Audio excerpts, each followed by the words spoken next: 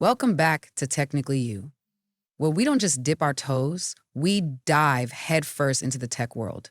Today, we're taking a plunge into something deep, vast, and overflowing with potential: data lakes. That's right. If you've ever wondered how companies store massive, messy, and mixed up data for later exploration, data lakes are the answer. Forget tidy spreadsheets. Think more jungle of information. So, what is a data lake? Well, a data lake is a centralized repository that allows you to store all your structured, semi-structured, and unstructured data at any scale. Unlike traditional databases or data warehouses, data lakes don't require the data to be cleaned or structured before storing it. Exactly. Imagine throwing all your raw data, videos, sensor logs, PDFs, spreadsheets, into one massive lake. Then, when you're ready, you dive in, organize it, and pull out the useful insights. So, how do data lakes work? They rely on low-cost storage platforms, often in the cloud, and use distributed systems to store and process data. You can ingest data in real time or batch mode and use metadata tagging to keep track of what's in the lake. And the best part? The data is kept in its raw format until it's needed. That flexibility means you're not forced into rigid schemas like with data warehouses. Now, let's talk benefits. First, scalability. Data lakes are designed for massive scale. We're talking petabytes of data. Second, cost effectiveness.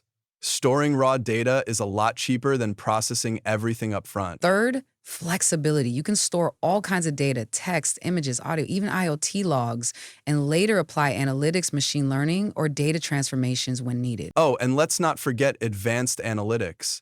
Data lakes are gold mines for AI, ML, and real-time analytics projects. There are generally three types: raw data lakes, storing untouched data directly from the source; curated data lakes, partially processed and clean data, easier to analyze; and operational data lakes, optimized for real-time usage and integrated with other systems. And there's also the concept of a data lakehouse, which combines the scalability of lakes with the structure of warehouses.